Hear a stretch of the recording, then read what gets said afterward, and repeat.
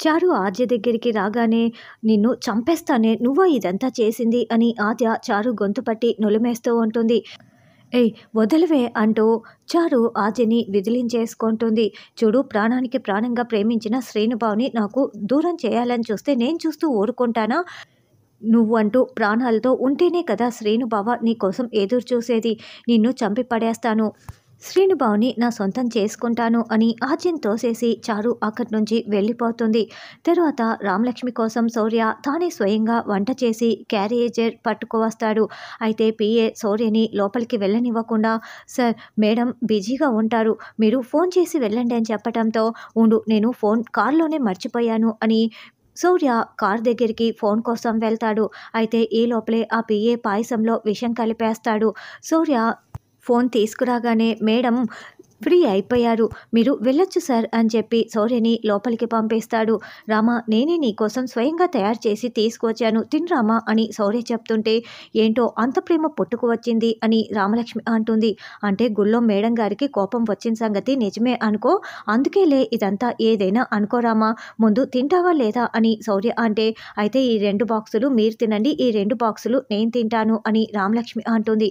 అదేంటి రామా ఇద్దరం కలిసి తినమా అని శౌర్య అంటే లేదు శౌర్య సార్ మీరు బయటికి వెళ్ళి తినండి, నేను ఇక్కడే తింటాను అని రామలక్ష్మి పాయసం ఉన్న బాక్స్ను ఇంకో 2 బాక్సులు పెట్టుకొని వాష్రూమ్కి వెళ్తుంది.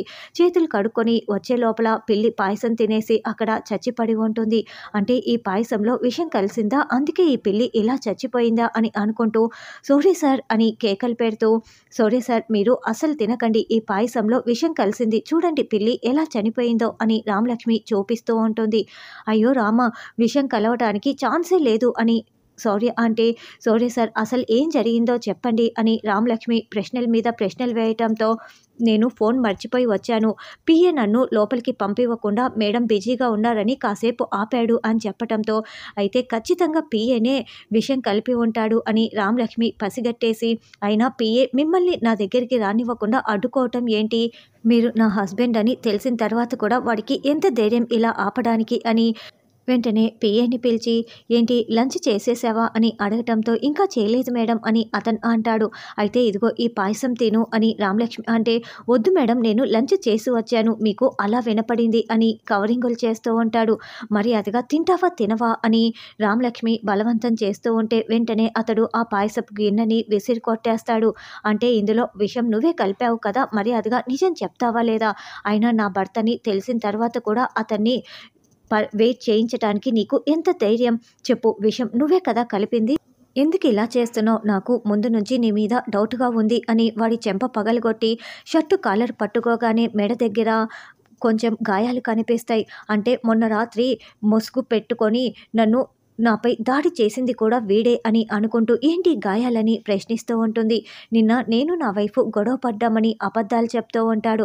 అబద్ధాలు చెప్పకురా శౌర్య సార్, వీడే నా పైన దాడి చేసింది, మొన్న నేను స్పృహ కోల్పోయాను కదా చెట్టు కింద, వీడే సార్, ఇవిగోండి గాయాలు కూడా ఖచ్చితంగా వీడే అని రామలక్ష్మి చెప్తుంటే రామ వీడి చేత నేను నిజం కక్కిస్తాను అటు తప్పుకో అని శౌర్య కొట్టడానికి వస్తుంటే ఈ లోపల వాడు ఇక రామలక్ష్మిని శౌర్యని తోసేసి పరుగులు పెట్టి పారిపోతాడు. సారీ సార్, ఇదంతా వీడి వెనకాల ఎవరో ఉండి చేయిస్తున్నారు, అది ఎవరన్నది మనం కనిపెట్టాలి అని రామలక్ష్మి అంటే అలాగే రామ ఎవరై ఉంటారు అని శౌర్య కూడా ఆలోచిస్తూ ఉంటారు. తర్వాత ఆద్యని బలాత్కారం చేయడానికి ఒక రౌడీ లోపల వస్తాడు. ఆద్య కాపాడండి అంటూ కిటికీ వైపు చూడగా బయట చలపతి కనిపిస్తాడు. అంటే చలపతి చనిపోలేదా అని ఆద్య అనుకుంటూ చారులా గొంతు మార్చి నానా నన్ను కాపాడు, నానా నన్ను కాపాడు అని కేకలు పెడుతూ ఉంటుంది. లోపల ఆద్యకు బదులుగా చారునే ఉందనుకుంటూ రౌడీలతో గొడవపడి మరీ చలపతి లోపలికి వచ్చి చూడగా అక్కడ ఆద్య ఉంటుంది. ఏంటి నువ్వా నా కూతురు చారు కాదా అని చలపతి చాలా షాకింగ్గా ప్రశ్నిస్తూ ఉంటే అవును నేనే, చాలా థ్యాంక్స్ నన్ను కాపాడినందుకు అంటూ ఆద్య అక్కడి నుంచి పారిపోయి బయటికి వచ్చేస్తుంది.